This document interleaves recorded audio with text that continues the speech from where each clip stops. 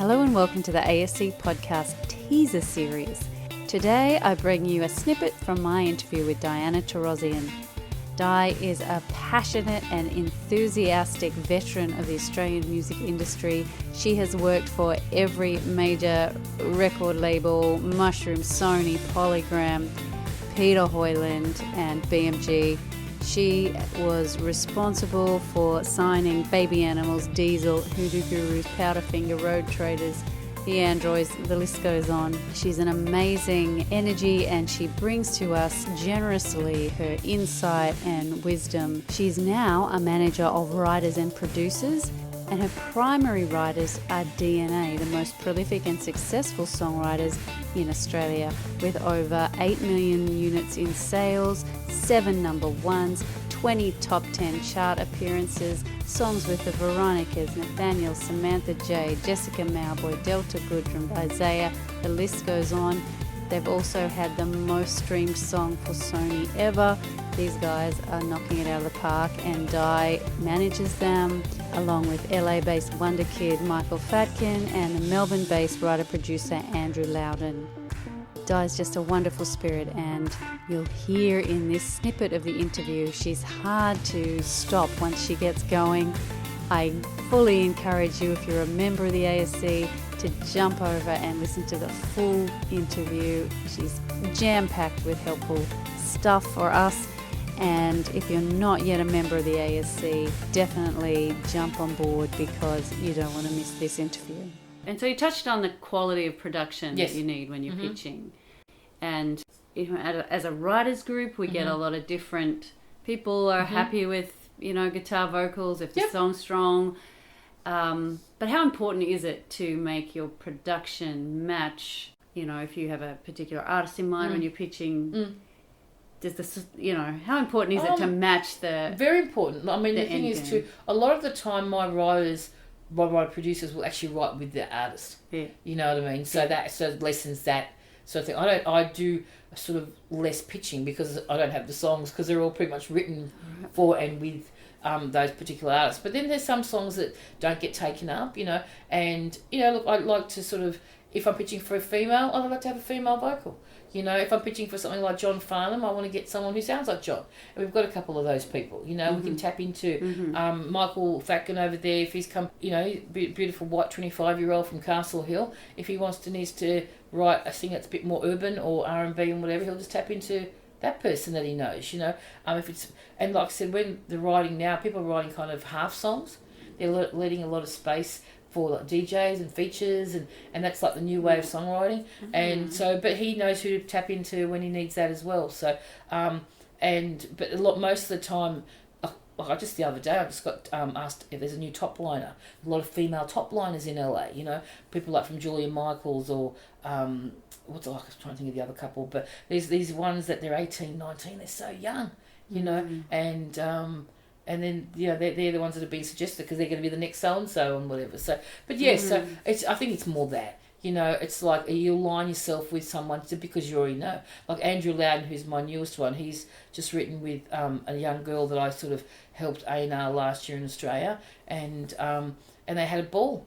But we wanted to go with a more fun angle, and that's what we did. Everything was a bit more, I wouldn't say dark, but it was a little bit serious, a bit sort of, not isolationist, that's the wrong word because she's the most beautiful girl, but it's just sort of more introspective because she's still so young, and then Andrew I just went, go collect all her thoughts. So over the couple of days they were hanging out, he collected all her just observations and stuff like that and put into the song, and the song's great, and that's how you so everything is, so there's no broad, there's no rigid rules. It's all actually quite broad, because sometimes if the songwriter's having a bad day or the artist is having a bad day, that might influence the tone of the song, well, we're not trying not to because we're trying to write hits here, but you don't know, it changes so fast, young girls, older guys. There's DNA's writing with the writer who's writer artist who just got signed, but he's late 20s. So, age isn't a boo, we've got to get... So I think an A&R manager once said to me, he goes, she said to me, what is it with you Australians? And I just went, what do you mean? She goes, you just want to sign everything out of the womb, don't you? And I said, I think because the competition's so fierce and there's not that much and it's such a small business here that you sort of have to fight for them, you know. So that's why I think I took the role of being more the writer, producer, manager than an artist manager. I don't think I could deal with that. I've been there, done that. I did that when I was in Melbourne, and I don't think I'm going to the Taragos and running around Australia vibe, you know. But no, this is great. This is great. You're so on the edge of everything that's new. Yeah. So once it gets to the final production and then the video and all that, you've already moved on, you know. So So you said something there that I thought was particularly interesting because getting these very young, particularly the top liners, coming in, and I've done some writing with my niece who's 16, and her ear just goes like clearly whatever she's listening to is taking her ear melodically in a different place, and sometimes I just go, I have no idea what you're doing. I think back, and I sort of like try to think about all this. About when I started, it was pretty much all bands, and you know, and you had to, you know, be discovered, be signed, go into a studio and do it all that. Now with all the digital and online and technology and whatever, these kids, that music is such a big thing for them. You know, they can make a living and some money just be on YouTube. You know, that didn't exist back then. So when you're 15, 16, what do you do? You sort of love music, probably love preteen films, you know, games. That's where it's all sort of heading to. So these 15, 16-year-olds, they do music at school, and it's much more than we did, you know. And then they either go to performing schools, which was not a thing when I was growing up, you know, and they just, the confidence level. I just love the confidence level, you know. A little story about this new girl. So, and when I'm sort of get involved with younger talent, it just inspires me. It really does. Like one of the guys from DNA, and I know this is going to be the funniest of stories, and this is how life works, you know. And he was getting his hair cut. The owner of the salon was seeing him quite a bit and said, you know, what do you do for a living? He said, I'm a writer producer. He said, funny enough, I've got a daughter that, you know, is a sort of singer-songwriter. She'd done some stuff overseas already. Super young, like super 15 young, you know. And he said, do you have a manager I can talk to? And then, you know, David had said, I died Torossian. And by whatever, his wife had worked in the industry. We all knew each other like 6 degrees or 3 degrees or 1 degree, whatever it was. And so I met with him, and he was just a hustler. And I loved it because I'm a hustler, you know. And he said, my daughter's this. And I said, well, look, let her come in and we'll have a bit of a showcase at the Sony studios, the DNA studio. And she came in. The look was like just tick, you know. So I didn't have to worry about that. Tall, gorgeous, you know, just had it really well put together. Anyway, she got a guitar case out. It was all lots of chutzpah, mind you, you know, and sang these songs. And, you know, and I'm thinking, how old are you? Like 15. Wow, he just turned 15. And I said, there's just something there, you just know it, you know. Not that I would want to manage her or anything like that, but, you know, you obviously get it ready for your clients. And I just said to her, I said, I love your voice, it's kind of weird. You can play guitar, so you can perform, which is great. So you just tick off a lot of boxes. And then I said, but I can't, there was one song I did like, but I said, I can't really hear one that's going to blow anyone's socks off, you know. And anyway, then after that, we worked a little while, and they went to the US again to live in Nashville, you know, and then I said, I'll give you a couple of connects there, do you know what I mean? And those connects turned to bigger connects, which was great. Anyway, and I said, what happened is I think we were on the phone at a coffee shop, and the song came through, and I go, that's the song. Picked it then and there and go, that's the one we need to play to people. That's the one that's going to get it over the line. Because that's the thing, when people hear something the first time, they'll just go, oh no, it's not right. And it's hard to get a second chance. Yeah. Because it looks like you're just parading that act around for whatever. Anyway, so I played to DNA, and David and Nancy just went, wow, love that. And then I played to Michael in LA because they were going to come by LA, back to Australia. And Michael goes, in a minute. We're just, you know. And that's where it started. And then come December, so we're not even talking a year. We're talking like 9 months. They collected a whole bunch of songs, and basically they got the lawyer, which they do in LA, and now she's signed to Republic Records, like the home of Ariana Grande and Bruno Mars and all the rest of it. She's got a big publishing deal with Downtown, big live. She's coming to Australia to play shows with Bastille. Think about that. And her EP just got released in the June.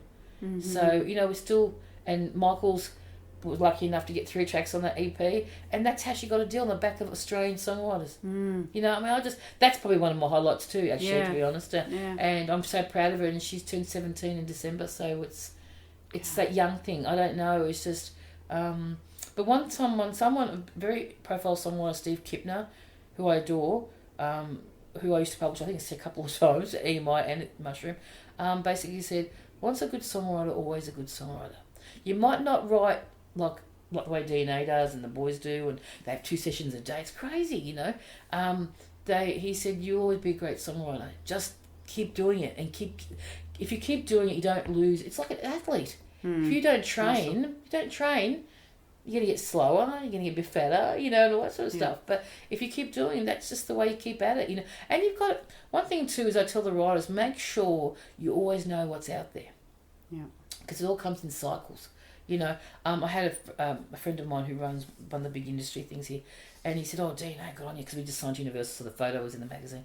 And basically said, you know, it's all kind of coming around to that big song, the big old 3-minute song. And I went, because you know Spotify, if you don't have it less than 3 minutes, it's different, whatever. It's all that technical stuff. I always just say, send me the money. I don't really care about all that technical stuff.